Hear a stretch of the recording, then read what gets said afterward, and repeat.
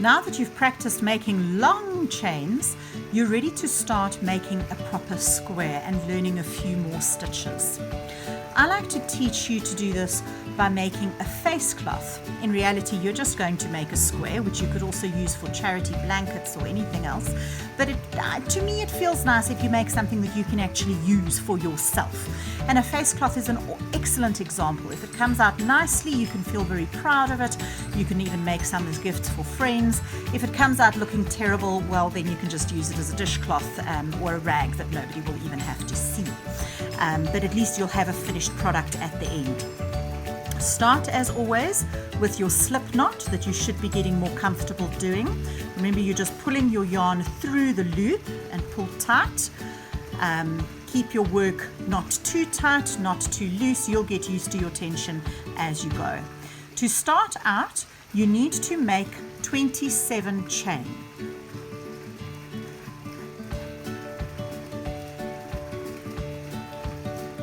Try not to split your yarn as I'm busy doing over here. Along the way, you might realize, hang on, you don't know how many you've actually done because you've lost count because somebody's come to speak to you, whatever. And how do you actually count your stitches? Well, if you have a look over here, you can see there's the knot at the bottom. Obviously, that's not a stitch. Don't count that. But now you can hopefully see this little loop over here is your first stitch. There's your second, your third. So on my hook at the moment, I have created 1, 2, 3, 4, 5, 6, 7, 8, 9, 10 chain. So I've got another 17 to go.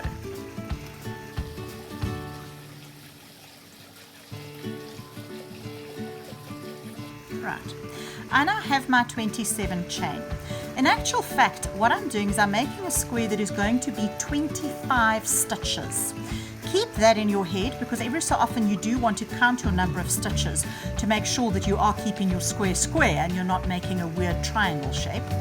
And then the last 2 stitches over here are simply going to behave as my first treble, which is the stitch that I'm going to teach you. But just to start out with, I want you just to keep in mind each of these chains are going to be the base that you are going to work into as you start doing your trebles. These last 3 are the base of your first stitch and the first 2 chain which make up your first stitch. They are pretending to be your treble. We are now going to do the second stitch in the next chain. This is going to be in the 4th chain from your hook. If you need to, count down. You've got, there's 1, 2, 3, 4. You are going to have to work in that chain. Wrap your yarn around your hook like you would have to do a chain, but now instead of pulling it through, you are first going to put your hook through that space, your base where you're going to work in. You now wrap your yarn around the hook again. So this is what it should look like in your hands right now.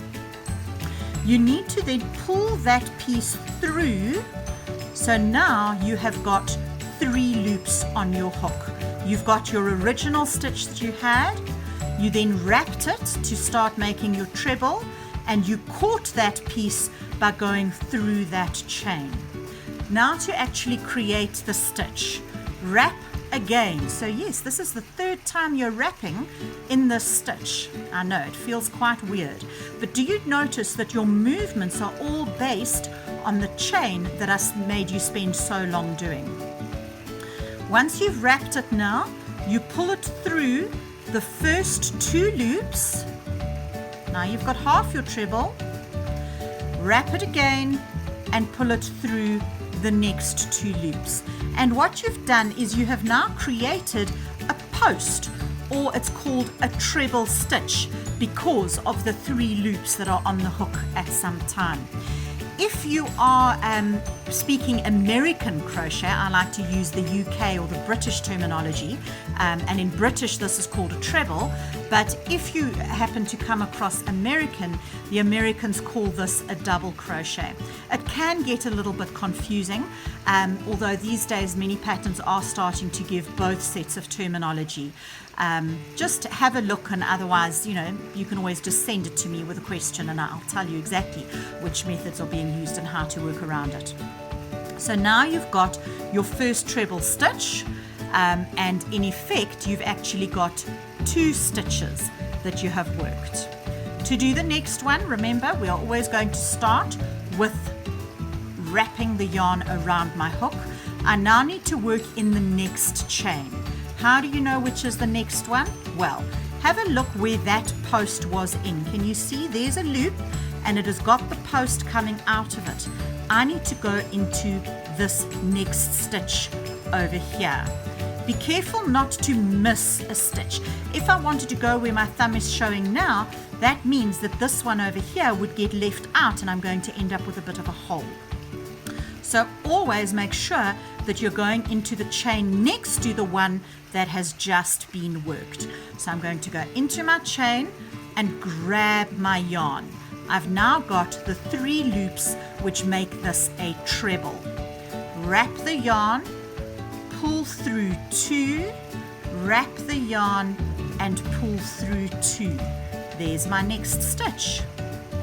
Keep working in this fashion. I'm going to go again into that chain right next to the last stitch that I worked, and I'm going to keep going, pull through 2, pull through 2, wrap, grab the yarn, wrap, pull through 2, wrap, pull through 2, wrap, grab, pull through 2, pull through 2, and then you carry on in this fashion, going all the way to the end of this row.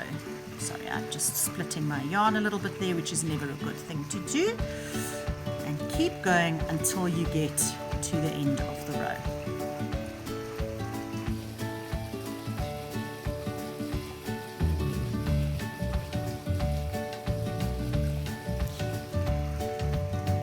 As you get towards the end of your chain, you might wonder where you need to stop. Well, as you can see over here, when we first counted our chains, remember that little knot over there was a knot, we didn't count it, but that's a chain, that's a chain. So I've still got 2 stitches to work. So that's my second last stitch, and that is now the last stitch that I'm going to work. Don't worry about this end, we'll tuck it in later.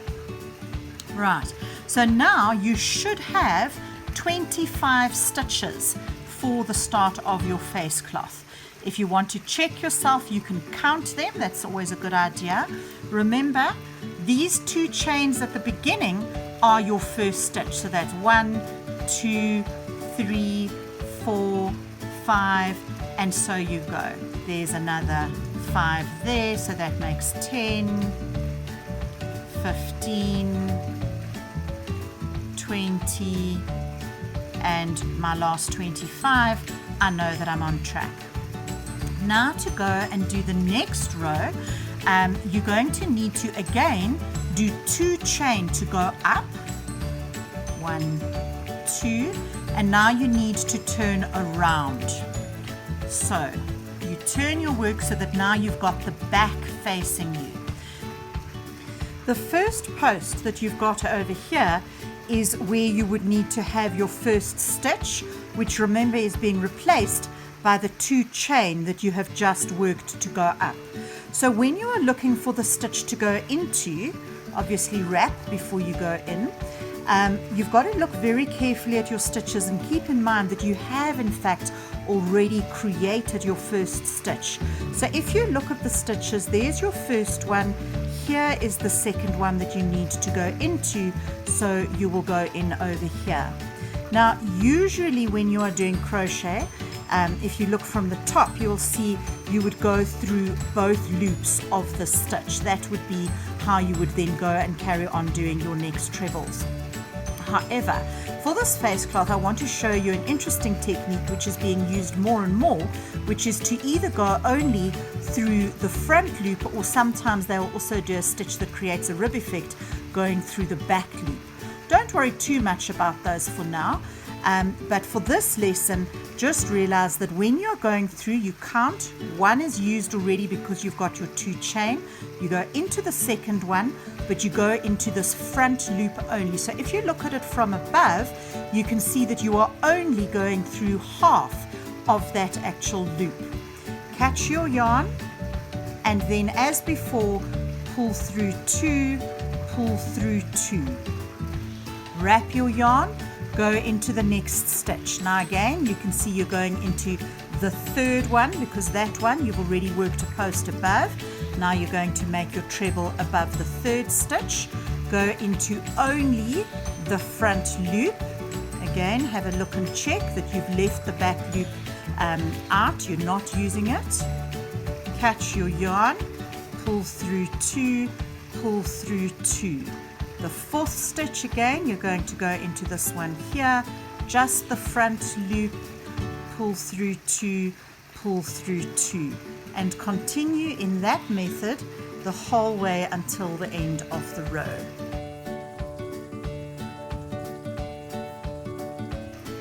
When you come to the end of your row, this is where a lot of people get a little bit confused and where your misshapen squares end up coming out of. Hopefully you can see, if I pull it a little bit, we've worked in that post over there, and in fact I've still got 2 stitches left. This one should still be obvious because it looks exactly the same as the previous one, so we can do that. But sometimes you might be tempted now to say, oh, I'm finished, and turn around. But never forget these 2 chains that are acting as the first stitch of that first row. So what you need to do is look at it very carefully, maybe stretch your work a little bit just to see clearly, realize you've got a post over there, but you've got nothing above this first set of 2 chain. So you're going to need to do your very last treble in the top chain of that 2 chain post that you created. 2 chain to go up again. When you turn your work around, you can now see it from the other side, and it might be a little bit easier to see more clearly. Here are the 2 chain that you used in that first row, and then you've got your treble above it. So now you can see you end up with a nice neat edge.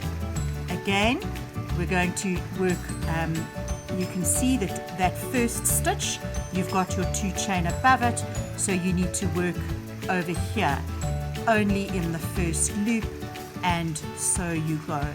You're now going to carry on in that manner until you have got a square. As you're working, make sure that you remember to count your stitches each row. You should always have 25 stitches.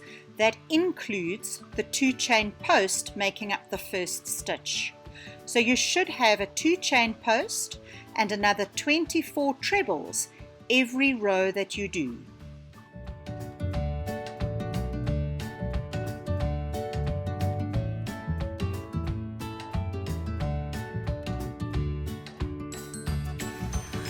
Once you've done 12 rows, you're then ready to start your edging.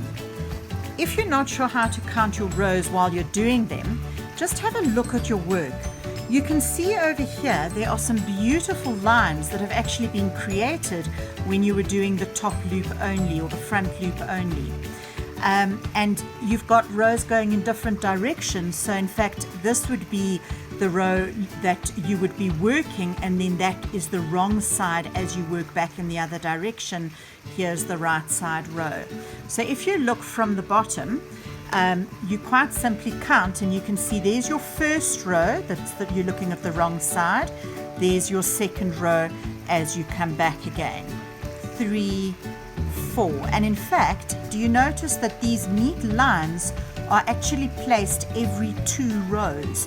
So you can simply go 2, 4, 6, 8, 10, and you can see I've done 12 rows. On the other side, you can just see that here you've only got 1 row before that line.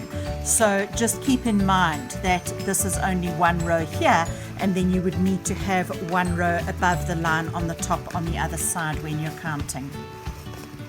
Once you've done that, we're ready to do the edging. To do the edging, I'm going to use this as an example to show you how to do the double crochet using British English. If you're speaking American, it's called the single crochet. And it's actually a very simple basic stitch. It's pretty much doing something in between your chain and your treble that you've just been doing, but it does give quite a nice edge. I'm also going to do this edging using both loops instead of just the front loop, just to make it a little bit simpler for you and also to show you how to actually do that. What we're going to do is we're going to start with one chain going up. Now notice I'm showing my work with the right side of my last row facing. So I worked along here. Now you turn it sideways to go down the side. Do one chain up simply to show that is going to get you up to the point that you need. Notice it's only one chain, not two. To go down the side, we're going to go around the sides of these stitches, and we're going to put 2 double crochet in each treble, because remember we used 2 chain to go up because the height of a treble is approximately 2 stitches. So therefore we're going to put 2 double crochet in here. How do you do a double crochet? You go, in this case, round the side, otherwise you would go through either your both loops or front loop or back loop, and grab your yarn and pull through 2. Notice that it's exactly like doing half of a treble. You don't wrap the yarn first. All you do is you go and catch it. Notice I'm just going in the same space because I'm doing 2 around the side of this first stitch. You wrap your yarn and pull it through 2. You don't need to repeat that because you only had 2 loops on your hook. Now you're going to find the stitch for the next row, and you can see it quite clearly over here. You're going to do 1, 2, and go all the way down the side like that. 1, 2. Now you're going to go through the chains. 1, whoopsie. If you lose your stitches, it's not so problematic. You just catch them again, and luckily it's not like knitting. You only have a little bit to catch. Now we're going to go around the treble. 1, 2, and now we've got a 2 chain that you use to go up. 1, 2, and we'll do that all the way along. Another way of doing the edging is to simply choose one little strand. So for example, just going in over here instead of going all the way around, and that's fine. It's up to you. You can learn to start just playing a little bit and seeing what you like the look of and the feel of. But this is just giving you the idea of how to do a basic double crochet and just going around the whole stitch, which is a little bit easier while you're getting used to this whole thing. So now we've come to the end of this row. What we need to do is, because we are now at the corner, we are going to do 1 chain just to go around a corner to make it neat, and then we're going to go into the same space over here to be the base of that those chains that we're going up from the first row. So in effect, I've actually got 3 double crochets here. I've got 2 going up the side, I've got 1 chain for the corner, and then 1 double crochet going into that same space. Now we're going to work along the bottom of our work. What you need to do is, at the base of every single post, we are looking at it upside down if it looks weird, at the base of every post you can see you can go into the other 2 loops of that base chain that you worked through immediately. Grab your yarn, pull through 2. Go through the base, 2 loops, grab your yarn, wrap, pull through 2. Grab your yarn, wrap, pull through 2. And you just keep working through the base of every single treble that you did in your first row In other words, you're working through the other 2 loops that you didn't use when you were doing your chain initially. If you have a look on the other side, remember that was the chain that you created. And you do this also all the way to the end. If you want, you can count your stitches to make sure that you are on track. You should have 25 at the end.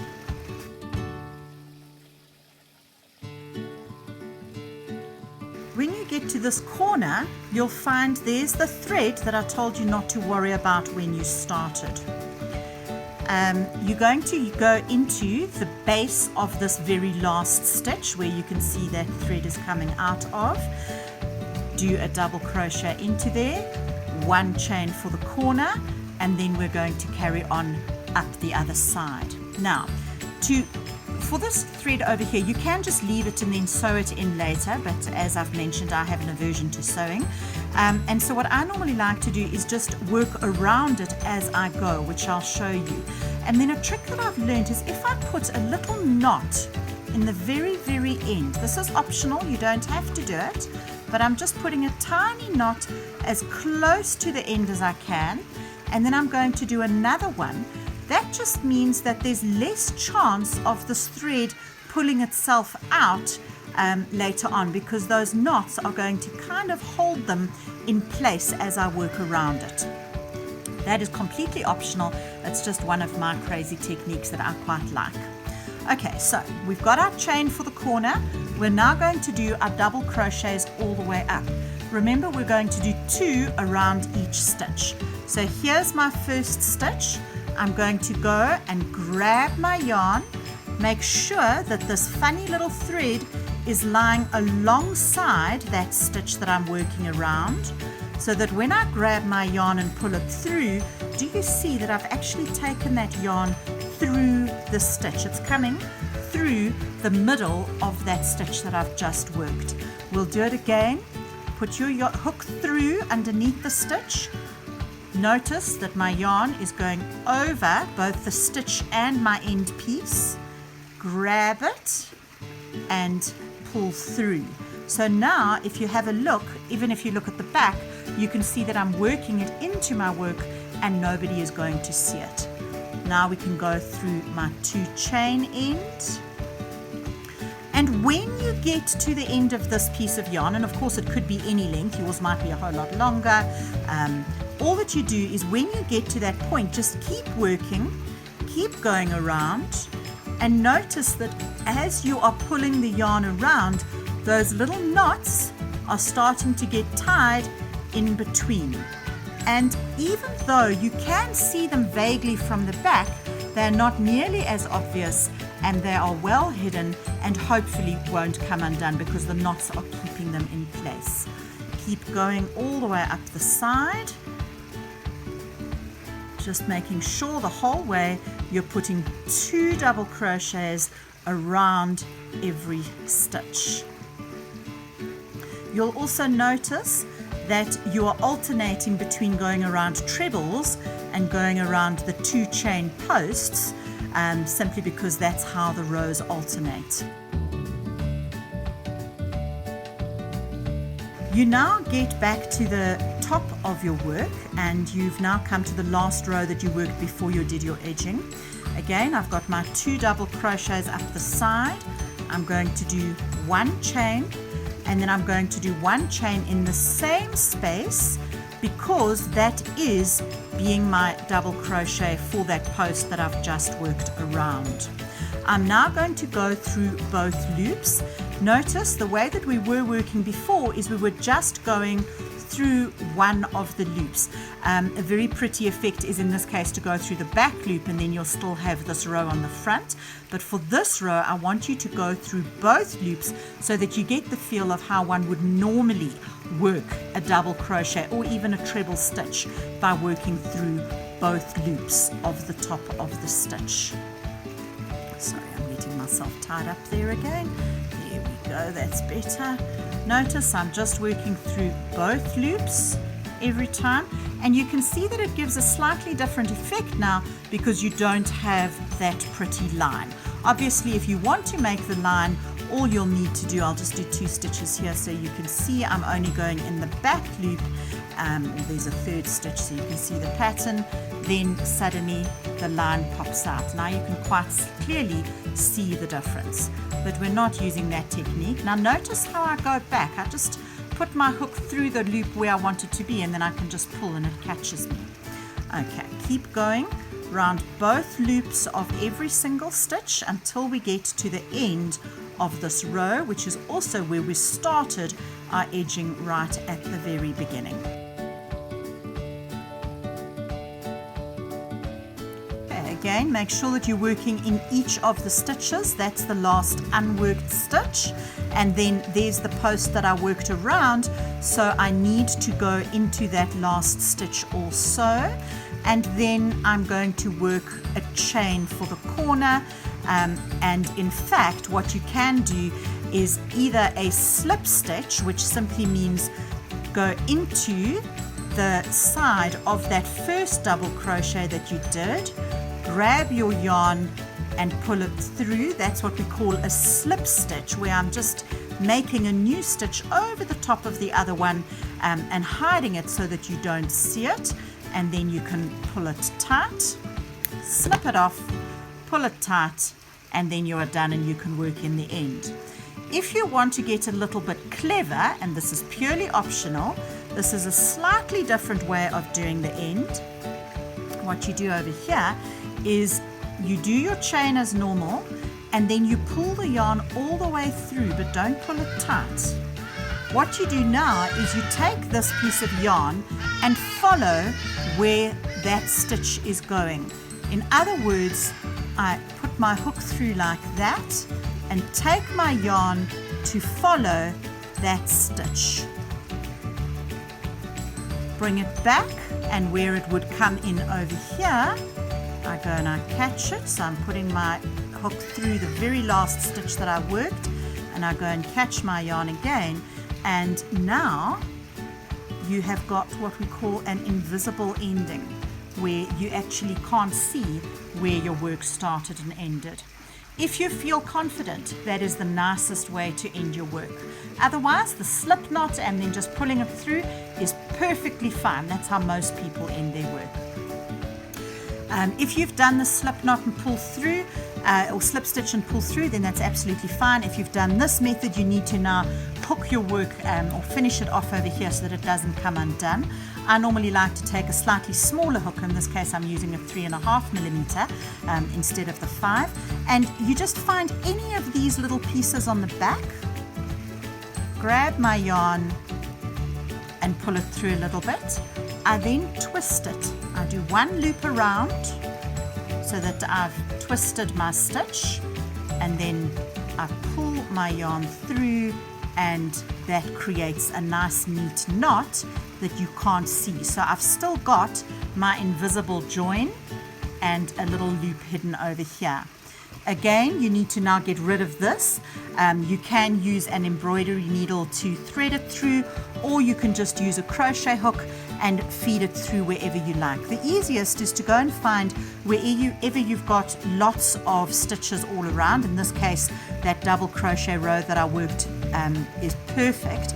So I just take my hook all the way through as many of those stitches as I can, and this is why you'll see the slightly thinner hook is quite nice to do this with. And pull your yarn through, either with a hook if you're comfortable with that, or an embroidery needle, it doesn't matter.